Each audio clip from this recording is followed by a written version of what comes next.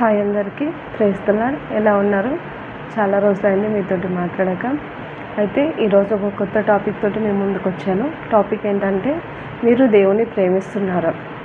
మన దేవుడు మనల్ని ప్రేమిస్తున్నాడు. అది ఎంతగా అంటే అది చెప్పలేనంత. ఆయన ప్రాణాన్ని ఇచ్చేంత మనల్ని ప్రేమించారు. మరి మనం ఎంతగా దేవుని ప్రేమిస్తున్నాం అనేది ఈరోజు మాట్లాడుకుందాం. అయితే ముందుగా దేవుని ప్రేమ గురించి మాట్లాడుకున్నాం. అంటే దేవుడు ప్రేమిస్తే ఎలా ఉంటుంది, ఏం చేస్తాడు అనే విషయాలు మాట్లాడుకున్నాం. ముందుగా దేవుని ప్రేమ ఎలా ఉంటుందంటే, యోహాను పత్రికలో రాసినట్టు, యోహాను సువార్తలో రాసినట్టు 3వ అధ్యాయం 16వ వచనంలో, దేవుడు లోకమును ఎంతో ప్రేమించెను కాగా తన అద్వితీయ కుమారునిగా పుట్టిన వాని యందు విశ్వాసముంచు ప్రతి వాడును నశింపక నిత్య జీవం పొందినట్లు ఆయన అనుగ్రహించెను. అంటే ఆయన ఎంతగా మనల్ని ప్రేమిస్తున్నాడంటే, మనము నశించిపోకుండా, అంటే మనము నశించి నరకానికి వెళ్ళకుండా ఆయన ప్రియకుమారుడైన ఏకైక కుమారుని మన కోసము ప్రాణత్యాగానికి సిద్ధపరిచాడు అనమాట. అంటే తన ప్రాణాన్ని ఇచ్చేంతగా మనల్ని దేవుడు ఎంతో ప్రేమించాడు. మరి మనం ఎంతగా దేవుని ప్రేమిస్తున్నామో మనల్ని మనం క్వశ్చన్ వేసుకోవాలి. ఇంకొకటి, రోమీలకు రాసిన పత్రిక 5వ అధ్యాయం 8వ వచనంలో, ఎట్లనగా మనం ఇంకనూ పాపులమై ఉండగానే క్రీస్తు మన కొరకు చనిపోయాను. అంటే మనం ఇంకా పాపులమై ఉండగానే, అంటే మనం ఇంకా తప్పులు చేస్తున్నా, మనం ఇంకా పాపాలు చేస్తున్నా, మనం ఇంకా దేవుని మాట వినకుండా అవిధేయత చూపిస్తున్నా, మనం ఇంకా ఆయనని ప్రేమించకుండా, లేకపోతే ఆయన చెప్పిన ప్రతి ఒక్క ఆజ్ఞను పాటించకుండా ఉన్నప్పటికీ కూడా, ఇంకనూ మనం పాపులమై పాపపు లోకంలో జీవిస్తున్నప్పటికీ కూడా ఆయన ఇంకా మనల్ని ప్రేమిస్తూనే ఉన్నాడు. ఆయన మన కోసం ప్రాణత్యాగం కూడా చేశాడు. ఇంకొకటి, ఎఫెసీయులకు రాసిన పత్రిక 2వ అధ్యాయంలో ఉంటుంది, 4-5 వచనాల్లో, ఆయనలో దేవుడు కరుణా సంపన్నుడైండి మనము మన అపరాధముల చేత చచ్చిన వారమై ఉండినప్పుడు సైతము మన ఎడల చూపిన తన మహాప్రేమ చేత మనలను క్రీస్తుతో కూడా బ్రతికించెను, మీరు రక్షింపబడి ఉన్నారు. అంటే మనం ఇంకా, అంటే ఎంత చేసినా, మనల్ని ఎంత ప్రేమించినా ఇంకా అంటే చచ్చిన వారమే, అంటే ఈ లోకంలో చచ్చిన వారమై ఉండగా కూడా, అంటే దేవునిలో ఎదగకుండా, ఆత్మీయతలోనికి రాకుండా ఇంకా లోకంలో ఉన్నప్పటికీ కూడా దేవుడు మనల్ని ఎంతగానో ప్రేమించి తన ప్రాణాన్ని అర్పించి మనల్ని ఇంకా ఆయన మహాకృప చేత మనల్ని ఎంతగానో ప్రేమిస్తూనే ఉన్నాడు. సరే, అయితే మనం ఏం చేస్తున్నాం? మనం దేవుణ్ణి ప్రేమిస్తున్నామా, ప్రేమించట్లేదా? ఎందుకు మనం ప్రేమించలేకపోతున్నాము? దేవుణ్ణి ప్రేమిస్తే ఎలా ఉంటుంది, ప్రేమించకపోతే ఎలాగా? ఇలాంటి విషయాల గురించి మాట్లాడుకుందాం. అయితే దేవుడు ప్రేమిస్తే మామూలుగా ప్రేమిస్తాడు అంతేనా? దాని ద్వారా మనకి ఏ లాభం రాదా? దాని ద్వారా ఆశీర్వాదాలు ఏం రావా? లేకపోతే దాని ద్వారా ఎటువంటి ఇబ్బందుల్లోనైనా సహాయం లభించదా? అన్నీ లభిస్తాయి. కానీ ఆయన ఇవన్నీ తెలిసి కూడా మనం దేవుణ్ణి ప్రేమించామన్నమాట. అయితే మనము దేవుణ్ణి ప్రేమించినప్పుడు ఏం జరుగుతుంది అంటే, దేవుణ్ణి ప్రేమిస్తే మనకేం సంభవిస్తుంది అంటే, 1వ కొరింథీ 2వ అధ్యాయం 9వ వచనంలో, తన్ను ప్రేమించి వారి కొరకు ఏవి సిద్ధపరిచినో అవి కంటికి కనబడలేదు, చెవికి వినబడలేదు, మనుష్య హృదయంలో గోచరము కాలేదు. అంటే మనం ఎప్పుడైతే దేవుణ్ణి ప్రేమించడం స్టార్ట్ చేస్తామో, అంటే దేవుడు ప్రేమించినప్పుడు ఆయన ఆశీర్వాదాలు ఇస్తాడు. అది అందరికీ సమానంగా ఉంటుంది. ఆయన ఆశీర్వాదాలు ఎక్కువ తక్కువ ఏది లేకుండా సమానంగా ఉంటుంది. కానీ ఎప్పుడైతే మనం కూడా దేవుణ్ణి ప్రేమిస్తామో అప్పుడు అవి ఎలా ఉంటాయంట, కంటికి కనబడవంట, చెవికి వినబడవు, మనుష్య హృదయానికి గోచరం కావు, అంటే అర్థం కావన్నమాట. అటువంటి ఆశీర్వాదాలు, అటువంటి గొప్ప కార్యాలు మన జీవితంలో జరుగుతాయి. అంటే మనము బయట వాళ్ళు, అంటే మన చుట్టాలు కానీ, లేకపోతే మన ఫ్రెండ్స్ ఎవరైనా వీడికి ఇంతే, వీడి జీవితం ఇంతే, లేకపోతే ఆమె జీవితం ఇంతే, ఇక వాళ్ళు ఎదగరు, వాళ్ళు ఇలాగే ఉండిపోతారు అని అన్నప్పుడు, కానీ దేవుడు చేసే కార్యాలు వాళ్ళకి అర్థం కావన్నమాట. వాళ్ళు అనుకుంటారు వీళ్ళ లైఫ్ అయిపోయింది, ఇంతటితోనే సమాప్తం అయిపోయింది, ఇక లేదు అనుకుంటారు. కానీ దేవుడు తన మహాకృప చేత ఆయన చేసే కార్యాలు ఎలా ఉంటాయనంటే, మనకు అర్థం కాదు, ఇచ్చిన వారికి ఎవ్వరికీ అర్థం కాదు. అంటే మనుష్య హృదయానికి గోచరం కావు, అవి కంటికి కనిపించవు. అంటే కంటికి కనిపించేటి కార్యాలకే ఇది జరుగుతుంది, ఇది జరగదని మనం చెప్పుకోగలుగుతాం. కానీ అవి కంటికి కూడా కనిపించని కార్యాలను దేవుడు చేసి ఆయన మహాకృప చేత మన మీద ప్రేమను చూపిస్తున్నాడు. అంటే అవి ఎలా ఉంటాయంటే అస్సలు అర్థం కావు, కానీ చాలా గొప్ప కార్యాలు. మనం ఎలా అంటే ఇక గొప్ప సాక్ష్యాన్ని పంచుకునే విధంగా అలా ఉంటాయి అన్నమాట. అయితే ఇప్పుడు దేవుడి ప్రేమ మరి అందరి మీద సమానంగా ఉంటుంది కదా. అంటే ప్రేమించే వారి మీద, ప్రేమించని వారి మీద, అందరి మీద సమానంగానే ఉంటుంది. అయితే దేవుని ప్రేమను మనం ఎందుకు పొందుకోలేకపోతున్నామనంటే, ఇప్పుడు ఫర్ ఎగ్జాంపుల్ చెప్తాను. మనము దేవుని ప్రేమించినప్పుడు ఫస్ట్ అంటే ఎప్పుడైతే రక్షణలోనికి అడుగు పెట్టామో అప్పుడు ఎలా ఉంటామనంటే చాలా ప్రేమగా, అంటే నేను దేవుడు లేకుండా నేను ఉండలేను అని ప్రతిదినము ప్రార్థనలు చేసుకుంటూ వాక్యం చదువుకుంటూ దేవుళ్ళు ఎంతగా ఉంటామంటే అది చెప్పలేమన్నమాట. దినాలు రోజులు గడుస్తున్న కొద్ది, డేస్ గడుస్తున్న కొద్ది ఏమవుతుందంటే ఆ ప్రేమ అనేది కొంచెం తగ్గిపోతుంది అనమాట. సో ఆ మొదటి ఉన్న ప్రేమను మనము చివరి వరకు నిలుపుకోలేకపోతాం. అయితే ఎగ్జాంపుల్ ఎలా చెప్తున్నానంటే, ఇప్పుడు మన దేవుని ఆశీర్వాదాలు ఎలా ఉంటాయనంటే, అంటే ఆయన ప్రేమించినప్పుడు ఒక షవర్ లాగా, అంటే ఇప్పుడు మనము వాష్రూమ్స్లో షవర్స్ ఉంటాయి కదా, ఆ షవర్ స్టార్టింగ్ మనం కొని తెచ్చినప్పుడు ఎలా ఉంటాయంటే దానిలోంచి వాటర్ ఫుల్గా వస్తుంది. అంటే షవర్ ఎలా వస్తుందంటే ఎటువంటి బ్లాకేజెస్ లేకుండా వస్తుంది. కానీ కాలం గడిచే కొద్దీ ఆ సాల్ట్ వాటర్ వల్ల, అంటే వాటర్లో ఉన్న సాల్ట్స్ వల్ల ఏమవుతుందంటే అక్కడ బ్లాకేజెస్ అన్న ఏర్పడి ఆ ముందు వచ్చిన షవర్ పడకుండా నార్మల్గా కొంచెం అడ్డుగా ఉన్నట్టు పడుతుంది అనమాట. సో ఇది ఎందుకు జరుగుతుందనంటే, మనం ఎప్పుడైతే దేవునితోటి కనెక్షన్ దూరం అయిపోతుందో, అంటే ఆ ప్రేమ అనేది దూరం అవుతున్నప్పుడు ఈ లోకాశలు కానీ, మన శరీర క్రియలు కానీ, మన ఆలోచనలు తప్పుడు అంటే మనం చెప్పే అబద్ధాలు కానీ, ఇలాంటి చిన్న చిన్న విషయాలు పెద్దయో అన్ని తప్పులు కలిసి ఎలా అవుతాయంటే అడ్డుగోడల్లాగా ఆయన నుంచి వచ్చే ఆశీర్వాదాన్ని అందుకోకుండా అడ్డుకుంటాయి అన్నమాట. సో అలా అడ్డుకోవడం ద్వారా ఆయన ఇచ్చే ఆశీర్వాదాన్ని, అంటే దేవుడిచ్చే ఆశీర్వాదాన్ని మనము పూర్తిగా పొందలేకపోతున్నాం. ఇంకొకటి అలాగే మనం కూడా దేవుని ఎందుకు ప్రేమించలేకపోతున్నామంటే, సేమ్ ఇదే ఎగ్జాంపుల్ మన మీద వేసుకుంటే, మనం కూడా మనలో ఉన్న పాపాలు ఆయనని ప్రేమించకుండా అడ్డుపడుతున్నాయి అన్నమాట.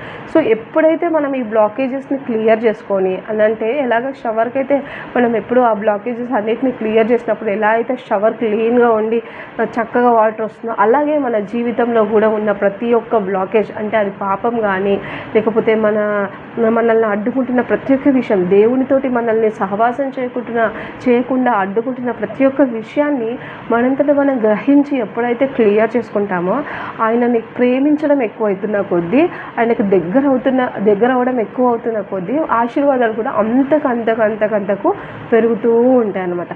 అసలు అవి ఎలా ఉంటాయంటే, ఇందులో చెప్పినట్టు కొరింథీలో చెప్పినట్టు కంటికి కనబడవు, చెవికి వినబడవు, మనుష్య హృదయానికి గోచరం కావు. అయితే నువ్వు ఎప్పుడైతే దేవుని హృదయానికి దగ్గర అవుతూ ఉంటావో, నీ చుట్టుపక్కల వాళ్ళు, నీ స్నేహితులు, నీ శత్రువులు ఎవరైనా కానీ వాళ్ళు చూసి ఆశ్చర్యంతో ఎలా అవుతారంటే భయక్రాంతులు అవుతారు. సో అలాంటి ప్రేమను మనం పొందుకొని ఆయనను ప్రేమించాలన్నమాట.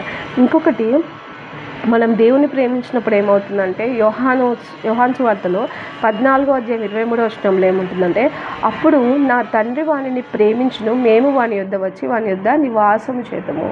అంటే మనం దేవుని ప్రేమించినప్పుడు తండ్రి కుమారుడు ఇద్దరు కూడా, అంటే మనం యేసుక్రీస్తుని ప్రేమించినప్పుడు ఆయన తండ్రి యెహోవా దేవుడు మనల్ని ప్రేమిస్తాడు. మనల్ని ప్రేమించినప్పుడు వాళ్ళిద్దరూ, అంటే తండ్రి కుమారుడు ఇద్దరు కలిసి మన యొద్ద నివాసం చేస్తారు. అదంత గొప్ప ధన్యత కదా. అంటే కుమారునితోని ప్రేమనే కాదు, తండ్రి ప్రేమను, అంత గొప్ప అయిన యెహోవా దేవుని ప్రేమను మనం పొందుకొని వారితోటి సహవాసం చేసే అటువంటి భాగ్యాన్ని మనం పొందుకుంటాం.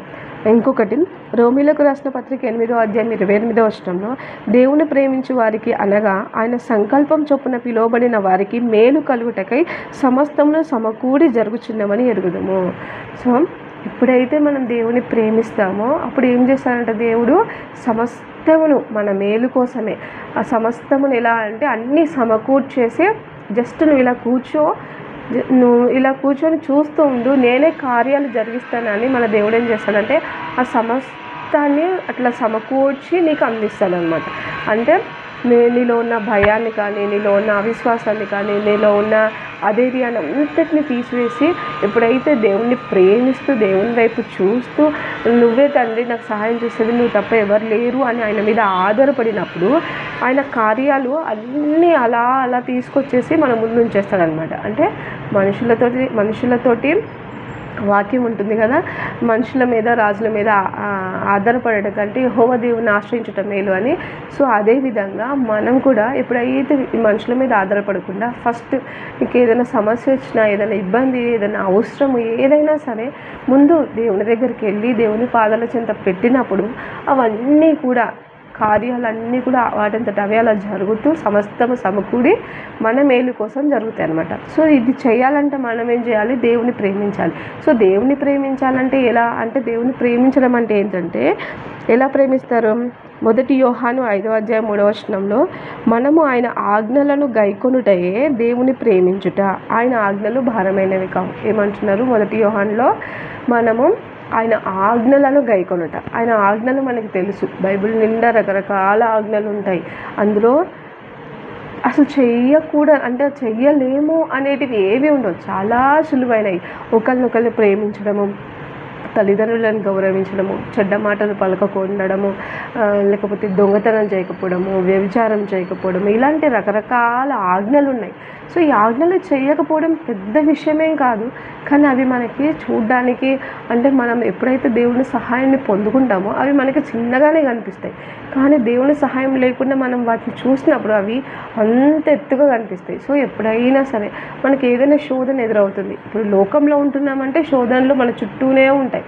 ఆ శోధనలలో కూడా దేవుని సహాయాన్ని తీసుకొని ప్రతి ఒక్కరము, ముఖ్యంగా యవ్వనస్తులం ఎలా ఉండాలంటే, శోధనలు ఒకటెంబడి ఒకటి ఇలా వస్తూనే ఉంటాయి. అది ఎలా అయినా సరే, అటు అంటే బాయ్స్కైనా గర్ల్స్కైనా ఎవరికైనా సరే ఆ శోధనలు అనేవి ఒకటి అలా వస్తూ ఉన్నప్పుడు, ఎప్పుడైతే దేవుని సహాయాన్ని తీసుకొని దేవునితో అనుసంధానమై ఉన్నప్పుడు వాటిని జయిస్తూ ఒకదాన్ని జయిస్తూ దేవునితో ఇంకా కనెక్షన్ అయిపోతాం. అంటే ఎలా ఉంటాయంటే, సాతానుడు ఎప్పుడైతే ఒక ఛాన్స్ దొరికిందా దేవుని నుంచి విడగొడదామా అని చూస్తున్నప్పుడు మనం ఇంకా దేవునికి కనెక్ట్ అవ్వాలి. అలా కనెక్ట్ అయినప్పుడు ఆయన యొక్క ఆజ్ఞలను పాటిస్తుంటాము. ఆజ్ఞలను పాటించడం ద్వారా దేవుని ప్రేమిస్తాము. దేవుని ప్రేమించడం ద్వారా ఆయన గొప్ప కార్యాలను, ఆశ్చర్యమైన కార్యాలను మనం పొందుకుంటాం. సో ఇది అంటే ముందు మనము దేవుడు మనల్ని ఎలాగైనా ప్రేమిస్తాడు. ఆయన మనల్ని సృష్టించుకున్నాడు, మన కోసం సిలువలో మరణమయ్యాడు. సో ఆయన మనల్ని ఎలాగైనా ప్రేమిస్తాడు. కానీ ఆయనను మనం ఎలా ప్రేమిస్తున్నాం అనేది మనము ఆలోచించుకోవాలి. ఎంతగా ప్రేమిస్తున్నాము అంటే, మొదటి స్థానం దేవుడికి ఇస్తున్నామా, మన లోకానికి మనకు మనం ఇచ్చుకుంటున్నామా అనేది ఆలోచించుకోవాలి. ఎప్పుడైనా సరే దేవునికి మొదటి స్థానం ఇచ్చి, ఆ తర్వాత దేవుని మొదట ప్రేమించి, దేవుని కార్యాలు మొదటగా ఆయన అంటారు కదా, మొదట నా పని చేస్తే మీ కార్యాలన్నీ నేను జరిగిస్తానని. సో ఫస్ట్ మనం దేవుని ప్రేమిస్తూ ఆయన ఆజ్ఞలను పాటిస్తూ ఆయన కార్యాలను చేస్తున్నప్పుడు దేవుడు ఆటోమేటిక్గా మన కార్యాలను వాటంతట అవే మనకి జాబ్స్ కోసమైనా, ప్రమోషన్స్ కోసమైనా, స్టడీస్ కోసమైనా, బిజినెసెస్ కోసమైనా, ఏదైనా హెల్త్ ఇష్యూస్ అయినా ఏవైనా సరే వాటంతట అవే తొలగిపోతాయి. ఆశీర్వాదాలు వాటంతట వచ్చేవి వస్తాయి. సో మొదట మనం ఏం చేయాలంటే, దేవుడు నూతన నిబంధనలో చెప్పిన ప్రతి ఒక్కటి దేవుని ప్రేమను గురించి చెప్పాడు. మనము ఎప్పుడైతే దేవుని ప్రేమిస్తామో అప్పుడు ఆశీర్వాదాలకు కర్తలుగా, అంటే మన నిత్య రాజ్యంలో వారసులుగా మనం ఉంటాం. సో మనం ఇప్పటి నుంచి ఎక్కువగా దేవుని ప్రేమిస్తూ ఆయన ఆజ్ఞలను పాటిస్తూ ఆయనలో ఉండడానికి ఎక్కువగా మనల్ని నిశ్చయించుకొని, ఒక సమయాన్ని కేటాయించుకొని ప్రార్థనలో కానీ, వాక్యంలో గడపడం కానీ ఇలాంటివి చేస్తున్నప్పుడు మొదట కొంచెం ఇబ్బందిగా ఉన్న రోజులు గడుస్తున్న కొద్దీ ఆయనతోటి అనుబంధం అనేది ఎక్కువ అవుతుంది. సో ఎప్పుడైనా మనం మొదటి స్థానాన్ని దేవునికి ఇవ్వాలి, మొదటి ప్రేమను దేవునికి ఇవ్వాలి. ఈ లోక ప్రేమల గురించి అసలు పట్టించుకోవడమే మానేసేయాలి. మనం రక్షణలోనికి అడుగు పెట్టాక దేవుణ్ణి ఒక్కసారి తెలుసుకున్నాక ఆయనని రుచి చూసి ఎరిగితిమి అన్నట్టు ఆయన ప్రేమను మనము రుచి చూచేలాగా ఉండాలి. అటువంటి సంబంధాన్ని మనం కలిగి ఉండాలి. ప్రతి ఒక్క విషయంలో దేవుని ముందుగా ఉంచుతూ ఆయన ఆజ్ఞలను పాటిస్తూ ఉంటే ఆశీర్వాదాలు, ప్రతి ఒక్క కార్యాలు వాటంతట అవే దేవుడు జరిగిస్తూ మన జీవితాల్లో మన జీవితాలనే అనేక మందికి గొప్ప ఆశీర్వాదంగా మారుస్తారు. ఈ వీడియో మీకు నచ్చినట్టయితే ప్లీజ్ షేర్ చేయండి, సబ్స్క్రైబ్ చేయండి. Thank you. God bless you.